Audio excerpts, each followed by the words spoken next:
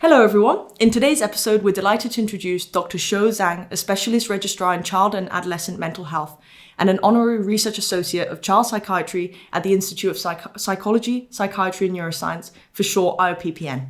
Her research focuses on how to improve clinical care through a better understanding of social and environmental determinants of mental health. Dr. Shuo is a member of the Planetary Health and Sustainability Committee of the Royal College of Psychiatrists and contributed to the development of the college's position statement on the climate emergency and development of resources to promote sustainable mental health. Hello, we're really excited to have you here today. And I'm going to start with the first question, which is just to get to know you a bit better. So how did you begin working at the intersection of climate change and mental health? And maybe if you could tell us some of the barriers that you faced on this career journey and some of the skills that kind of helped you. Great. And I guess as we were discussing before recording, I've had a bit of a slightly different journey to where I've got to now. So I had a personal interest in climate change issues from the age of 18, so when I was first at university. So I remember going to the climate march called The Wave for COP that when it was in Copenhagen. And I guess I felt personally that at that point that the governments needed to take really strong action then. And I remember the sort of disappointment after that COP. But actually, instead of being really disillusioned, I kind of was disillusioned for a period of time and then realised that there were things in my own control. So I started working a bit more in terms of thinking about the NHS and how to make NHS services more sustainable. And alongside that, I was also going to medical school at the time and had an interest in kind of social factors and how they caused illness and how they might contribute to wellbeing. And so alongside kind of getting through clinical school, kind of developing a bit of personal research, interest in various research areas, I guess more recently they've sort of combined in terms of just thinking about the interconnections between both the social world and also the planet that we live on in terms of the wider kind of environmental and ecological environment that we all share. And then thinking both in terms of the theory behind that and where is the evidence base and how can we contribute in our own workplaces and through the organisations that we might be members of and that we might have influence in, such as the Royal College of Psychiatrists as a practicing psychiatrist. You mentioned that you took up interest in mental health and climate change at the age of 18. So do you think that interest was birthed from that pressure and anxiety to change the way we see the world today? Well, I don't know, to be perfectly honest. So I guess when you're 18, you do kind of, it's a time where you're changing quite a lot. You're sort of getting an understanding about the social world. I mean, I guess I work with lots of adolescents now, so I'm still reminded of how they see the world and how they see things as maybe different from how I see things now. And I guess through that process, you might realise that you might see more of the gaps and more of the areas that might need to change. And I guess you kind of question, why aren't adults doing anything? Why aren't the people in power? I guess we've known about climate change and global warming since the 70s. So, when I was 18, it wasn't anything that was new. And it does feel like some of the conversations we do have over and over again. But I guess every generation brings something new to add. And I think what we've really valued has been, the schools strikes sort of movement. And I remember talking to clinical directors of hospitals, etc., about maybe they should have a green plan, and them mentioning that actually, yes, it's something that they've thought about because their children have talked to them about it. So you can sort of see how a younger perspective can really, I guess, hold adults to account, really. Yeah, definitely, definitely. So climate change and mental health are two very prevalent concepts we see today, almost like buzzwords on every company description, like what they're doing to help with mental health and climate change. So, but now we're seeing them being connected in eco anxiety. So, in your view, what does mental health mean in the area of climate change, and how does it differ from other conceptions of well-being? So I guess in my clinical practice, in terms of mental health, I see young people who are, I guess, maybe at the more severe end of the spectrum. So they're really, really struggling with lots of different aspects, and including kind of low mood, depression, sort of psychosis. And we think about how different services can be put in place to support them, like education, social care, and a wider range of things.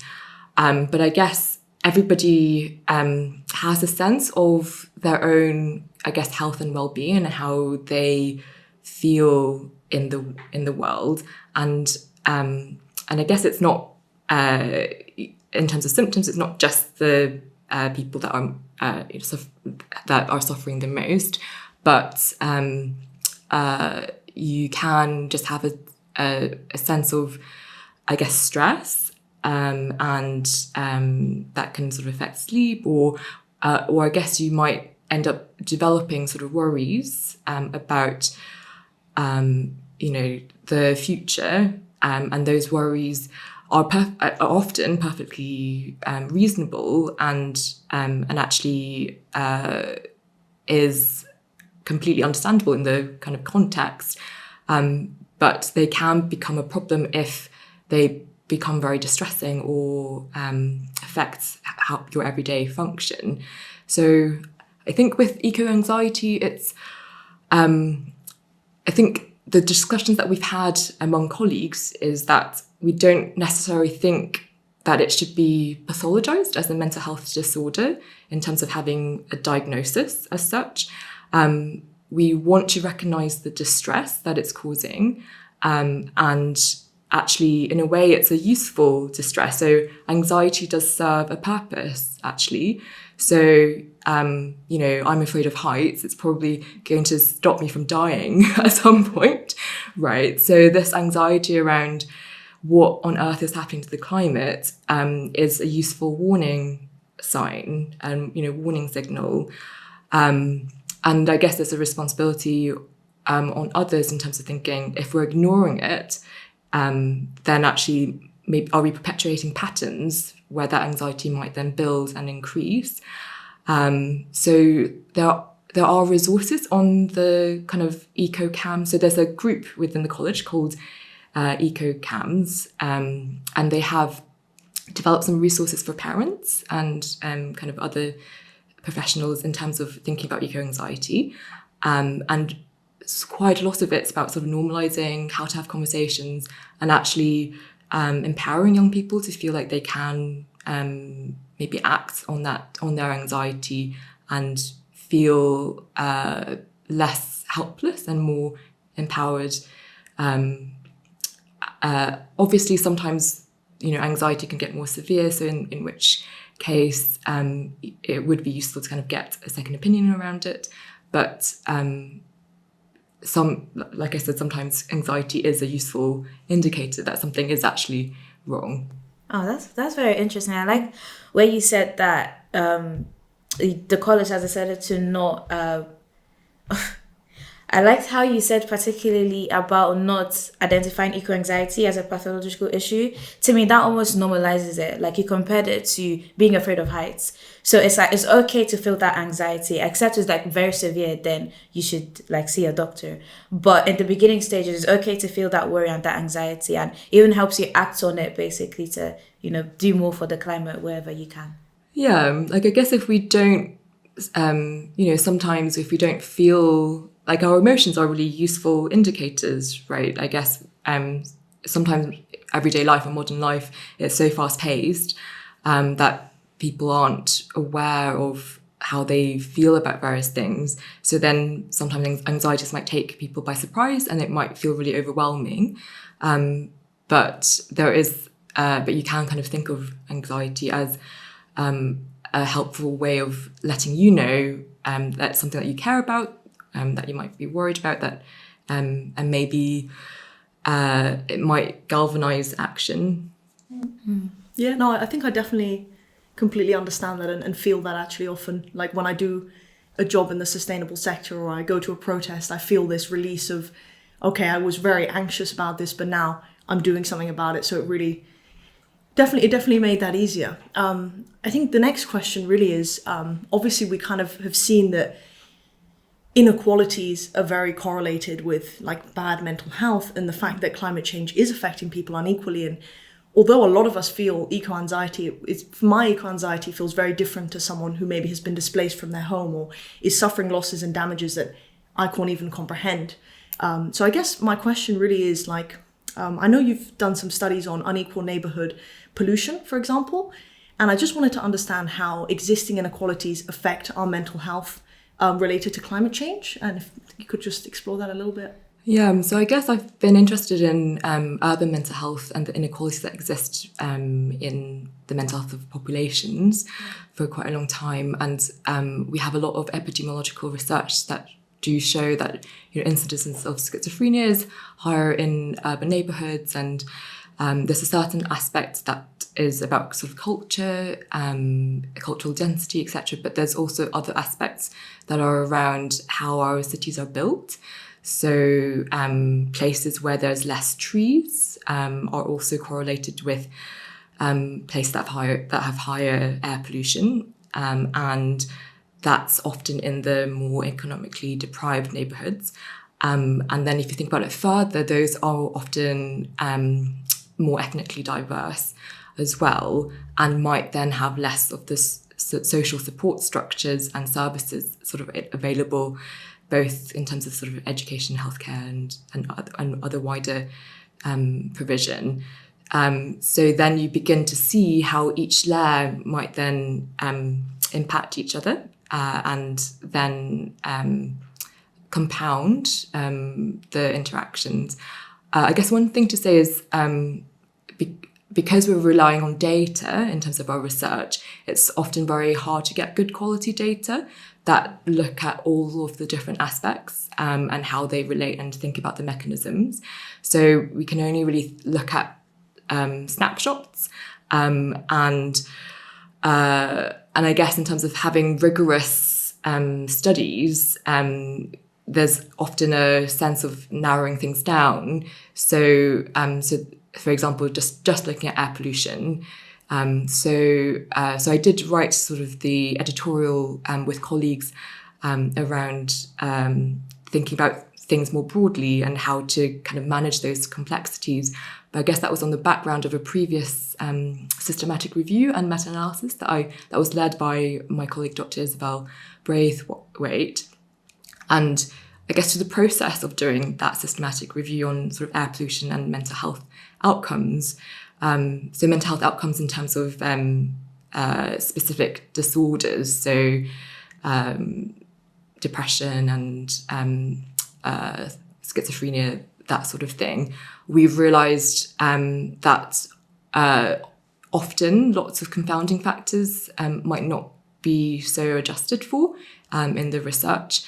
And you have different people coming to this research. So there might be people who are more good, I guess, have more expertise with the methods. So with the data, with trying to tell with the weather meteorological data, the air pollution and modelling that. But then what might be lacking is there are sort of the data with regards to social inequalities and the social factors. And in addition, how can you tell if someone has a mental health disorder or not? So it takes quite a lot of different groups of people to really build a comprehensive understanding. But I guess regardless of that, so I think we're kind of improving. So there's been more, I guess even in the last kind of 5 to 10 years, there's been more interest and more research funding. Like the Wellcome Trust is now having a huge emphasis in funding for both mental health and climate change research. There's more engagement both in the research community and also in kind of policy and advocacy as well. So there's a sense of both sort of needing time and resources in terms of understanding things better, but I guess there's a recognition that we might not have enough time to complete a PhD, publish it, and then things change, etc. So I guess there's ongoing work in terms of thinking about what things can we do that's makes intuitive sense, that we know is good in general, that are sort of unlikely to have negative impacts and are really good for the health and well-being of populations and and services, etc. So what are those sort of things that we can really change and advocate for change on? Not entirely sure whether that answered. No, it did. It did. That was very, very interesting, actually. It just makes you realise just how complex these issues are, and you cannot possibly just say, okay, this is the problem and eco-anxiety equals this, or there's so many factors that you have to account for, really. Yeah. So I guess I did realise, I think something that you did mention in your question that I might not have touched on was around the difference between kind of in the West around eco-anxiety and maybe the impacts that people might have if they've been displaced by natural disasters. So even in the course of, writing the editorial itself, which was probably 2 years ago now, there's been, the extreme heat waves that we've had here, flooding, more bushfires and wildfires, both in Australia and in the North America. There's the Ukraine war and the kind of increase in food prices and the increase in oil prices, etc. I'm sort of not saying that they're all connected to sort of climate change, but you can sort of see that there's a sense of the increased instability and increased pressures that we're all sort of living under. And that is experienced differently depending on where you live and depending on the wider society that you have. So if your society is more at risk or have less of a say or less of a less infrastructure in terms of being able to secure food and energy reserves or protect against the weather impacts or flooding, etc., you're going to have a much bigger mental health impact than, for example, if you had insurance on your house that was flooded. It's still going to be very, very stressful, but I guess the way that stress is then mitigated, it will be kind of quite different. Definitely. I think I find it very interesting that you mentioned how flooding would affect like different people, but the person without insurance would experience more mental health issues associated with it.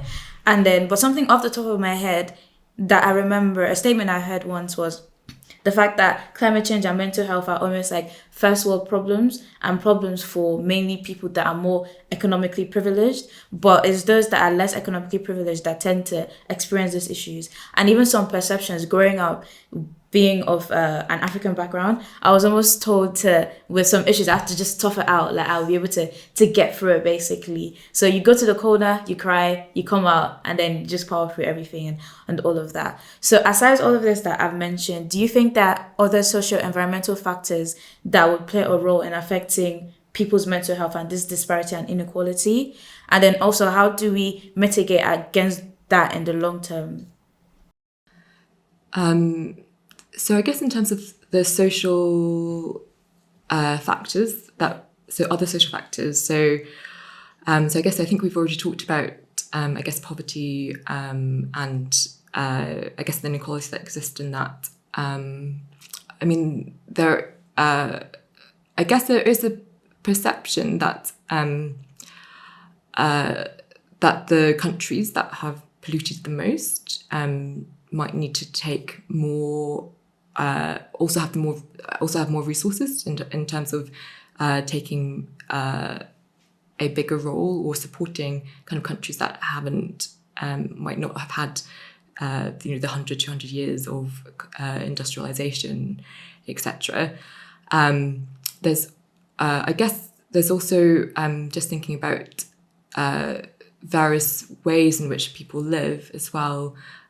So our connection with nature and our experience of nature and the way that we interact with the land probably differs according to where we are, and I guess our perceptions of how much control we might have on that. So I guess in the West we've got very highly industrialized ways of farming that might. So for example, if there's no water, we can use the aquifers and maybe deplete those sort of resources.